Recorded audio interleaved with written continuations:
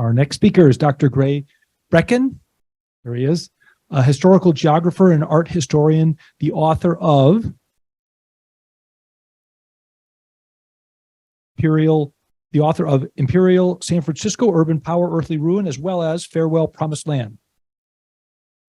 He taught geography, American studies, and journalism for 20 plus years at UC Berkeley. He is founder and project scholar of the Living New Deal, which is mapping and interpreting the ubiquitous but unseen legacy of FDR's public works projects. His talk is the San Francisco Scale Model. Thank you, Brett. Thank you, Gray. Thank you. It's great to be here, one of my favorite places on the Stanford campus. I just want to say that Imperial San Francisco is going to drop as an audiobook next week. It's been 25 years since it came out, and so you'll be able to listen to it now. Also, the Living New Deal, which I'll talk about a little bit, has made 3 maps of New Deal cities, of what the New Deal did for cities. And I brought ones of New Deal San Francisco, and they're back in the vestibule back there, along with our annual report. They're kind of our calling cards because it'll tell you all about the project, which I won't have much time to do this time.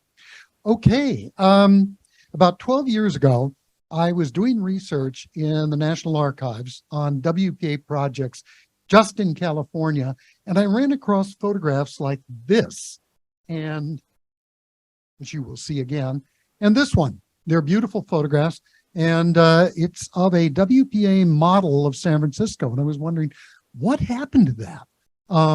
I hadn't heard anything about it, and so fortunately, I soon ran into it again. Now, just a few words about the Living New Deal. I created the Living New Deal about 15 years ago. Actually, it's evolved through a number of iterations. And what we do is we inventory, map, and interpret the physical legacy of the New Deal. And as you can see, the map is now, at 18,223 New Deal sites. Actually, that was last week, and counting, and we know that there are hundreds of thousands to go. This model, which is a WPA project, was of great interest to me. I found out that the great San Francisco architect and planner Tim Fluger, it was his idea about 1935 to make this model and to use the WPA, which had just been created by President Roosevelt, to do it. Why did he want such a thing? Well, the 2 great bridges had just gone up. Tim Fluger was the supervising architect for the Bay Bridge, not the Golden Gate Bridge, and they had to figure out how to get traffic between the 2 of those bridges, as well as down the peninsula and much else besides. How do you modernize the transportation system? Part of that was a subway system for San Francisco.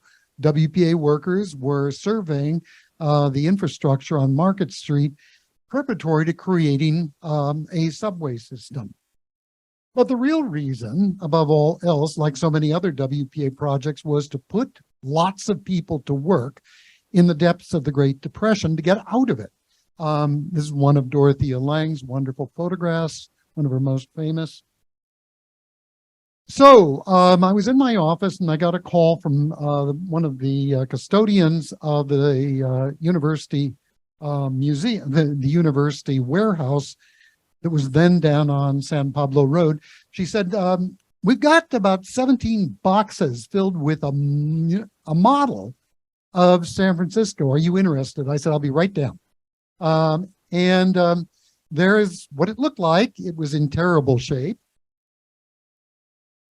It was covered with decades of dust. Well, I showed a number of people who I thought would be interested in these 17 wooden crates and what we could see of the model, because we take out pieces and put it on the on whatever surface was available. These are actually historians from the San Francisco PUC who were very interested in it, but had no place to put it. I showed Carl Nolte from the Chronicle this, and he was actually there. He's looking at for his house. on Bernal Heights. The Chronicle sent over a photographer, and he did a very nice article in 2011 saying that it needed a new home. And I thought, great. They're going to be beating a path to my door to find a home to it. There was absolute silence.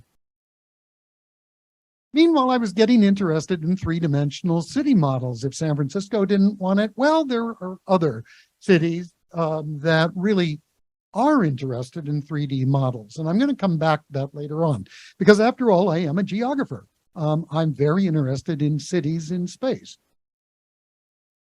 Well, as I said, there was a great deal of silence, and then all of a sudden, a miracle happened. Dina Chalabi, who was a senior curator at the Museum of Modern Art in San Francisco, got in touch with me, and she introduced me to this couple who are Dutch artists from Rotterdam, and they were looking for a project that would get people involved in discussing the city, past, present, future, and just civic events. And so Dina took us out for a lunch in the Mission District, and she said, tell them about the model. So I did, and they lit up. And they said, this is a great way to get people talking about it. Then I met her assistant, Stella Lockman, and Stella became the lieutenant on getting the model back into San Francisco, because by that time it was at a warehouse, a UC warehouse in Richmond. Fortunately, we have lots of archival images of the workers building the model. It was built in a church somewhere, at least part of it was. We don't know where that was. And here you can see some of the workers working on it. And they apparently hired WPA artists to do much of the coloration. You can see this guy working with a maul stick. And there were a lot of women who worked on it too, because it required really fine detail work. Well, Stella really got the ball rolling. And so on January 25th, I took people through the where the crates were, at the Richmond warehouse. David Rumsey is back there in the back. He was very interested in it because it turns out that the Riker map or photo mural of San Francisco was used by the WPA workers to create the three-dimensional model of it. And so David was involved in what you're about to see. Thank goodness. So just a few months later, the workers began packing it up very delicately. Actually, part of it was at Worcester Hall, on the Berkeley campus, being used for shadow studies. So that part was all intact. But then they brought over the crates, and we began unpacking them. They were in they were transported over to a warehouse owned by the San Francisco Public Library south of Market. And that's where the base of operation was for the rest of the summer. And this was the most fun summer I and many other volunteers have ever had. Stella was everywhere. She was supervising the deboxing of it, the cleaning of it. Platform tables were built. There she is. And here she is instructing us on how to very delicately clean off these decades of dust and to reconstitute the damaged parts of the model. Remarkably, the whole thing still exists. It's about 40 by 40 feet. There were a number of these city models made by the WPA. I think the one of San Francisco is perhaps the only one that remains intact, at least that I know of. This is the condition of the loose buildings and blocks. We had to get them out and try to identify them and then fit them into the ingenious system of the model, because every city block is complete with all the buildings that were on it in 1939 when the model was made. And then we began to, once they were cleaned, to begin to reassemble the model in large pieces, but we couldn't, there still wasn't enough room to put the entire thing together. You can see some of the detail work here. The forests were actually done with pieces of wire and beet seeds, which were supposed to represent the trees. And here I am, they saved this ferry building for me, and I loved cleaning that. And what particularly fascinated me was the three-dimensional nature of the construction, because the reason Tim Fluger wanted this to be done, aside from putting people to work, was he understood that in order to do planning and even education about San Francisco, it's so 3D that a flat map doesn't convey it. You have to see it in 3D.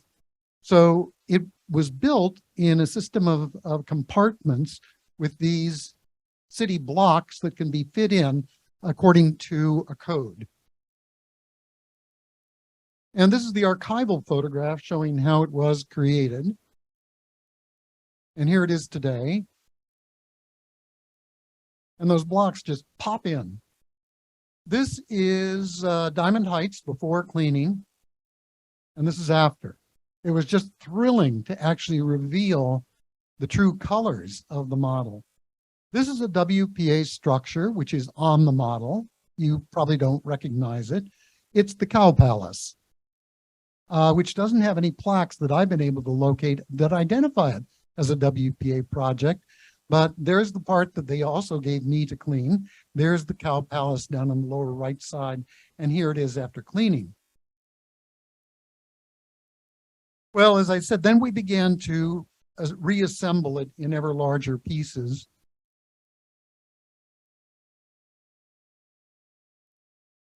Stella playing Lieutenant.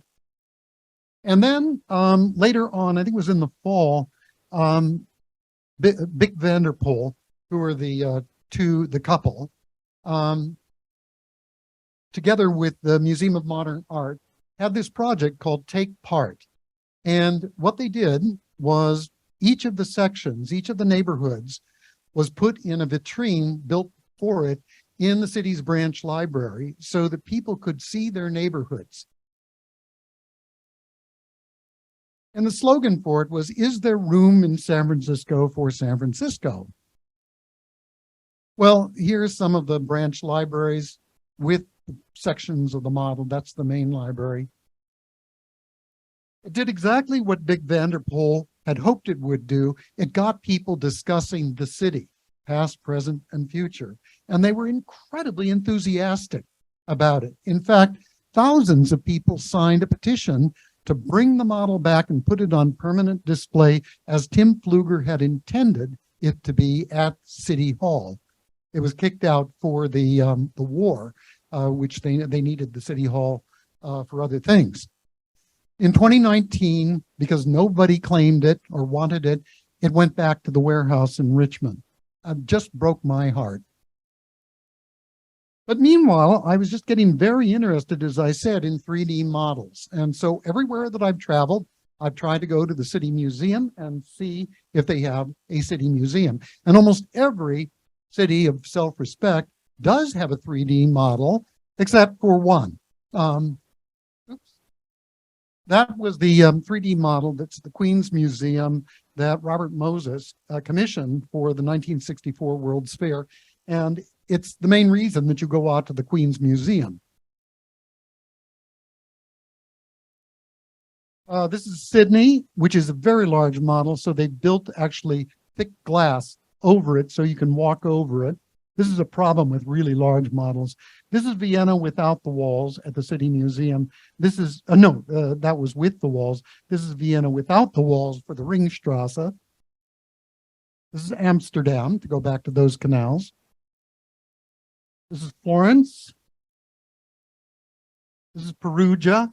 I think these are done with 3D printing, actually, which the University of Perugia specializes in. This is Los Angeles. This is also a WPA model of the downtown part of the city, a fraction of what was apparently a much larger model. It's now at the Museum of Natural History. And again, it's one of the reasons that people go to see it. This is the downtown. This is Madrid, a beautiful model. This is Venice, a new one. This is a bronze model of York, outside of York Minster. And then there's a relief map museum at Les Invalides in Paris of the various cities of what was then the French Empire, largely for military purposes. Hamburg's extraordinary. It has a palace for a city museum, and there are 6 models in it from just about the Stone Age up to the 20th century. There was a great fire in Hamburg in 1842, so this shows how much of the city burned. And then it becomes a world port in the late 19th, early 20th century. Here it is today.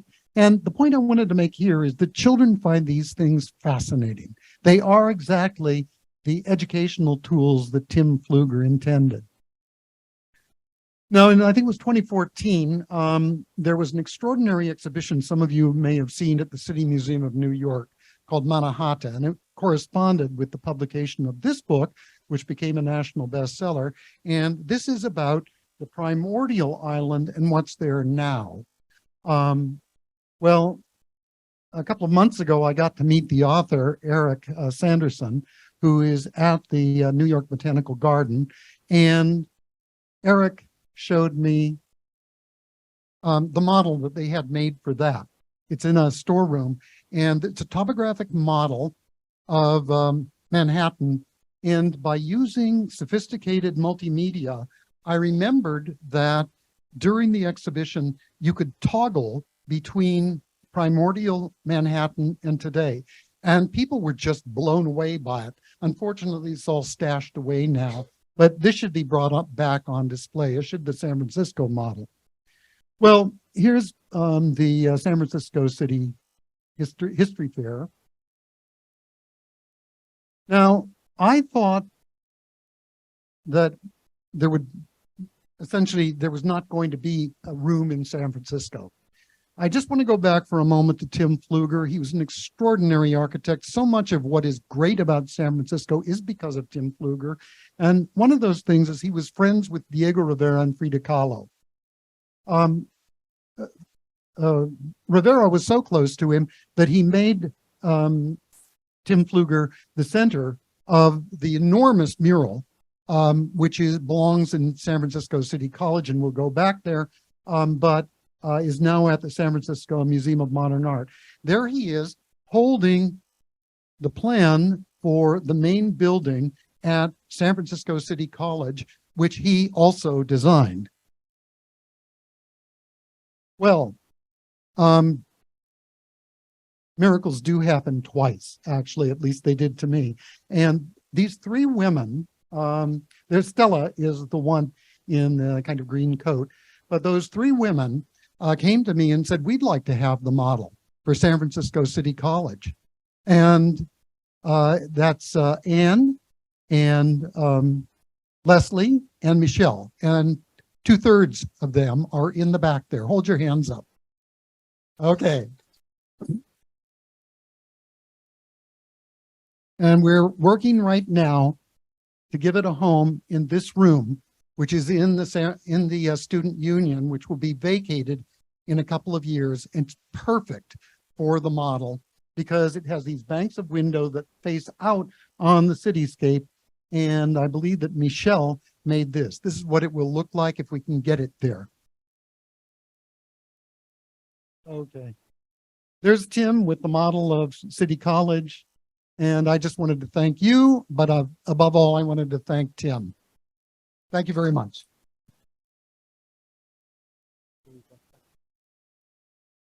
Questions?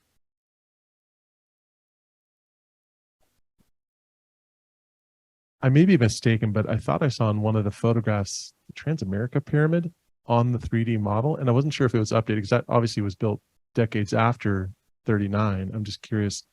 You probably did see that. Yeah, okay. The downtown actually was updated when it was at UC, when they were using it for shadow studies.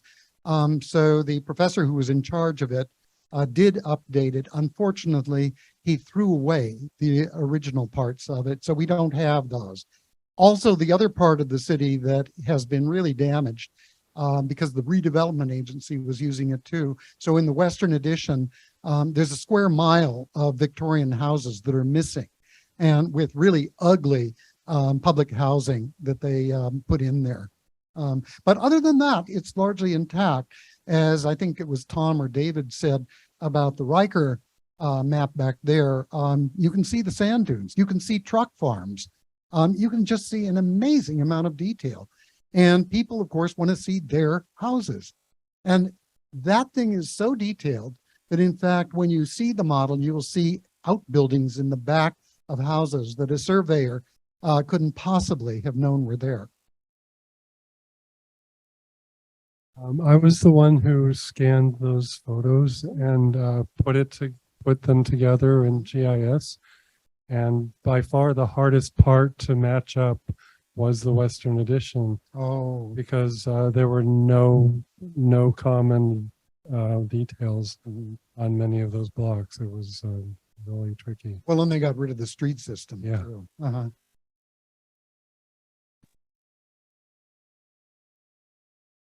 Just wanted to add to your list of cities that have 3D maps. The Musée Carnavalet, which is the Museum of the History of Paris, has beautiful pre-revolutionary 3D models of Paris. So you can add that to your Oh, list boy. and Well, encourage thank you. San Next time I'm Francisco in to do the Paris. same. Oh, okay. And I hear Shanghai has just a dynamite model, but I haven't been to China lately. I'll just add one thing. When we were in Prague recently, they have a model that was scanned, and then they made a like a flyover kind of thing. So from the relief model in Prague, they made a flyover like digitally. Is there any website anywhere, or other than you, are you collecting relief models? Is there a website where somebody can explore all of them?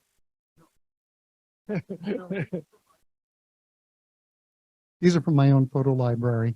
I often say that if I was younger, I would do a dissertation on these.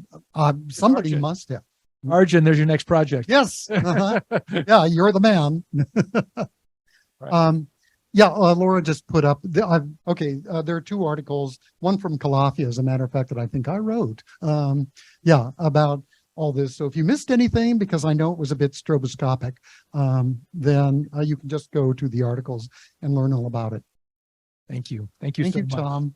Thank you very much.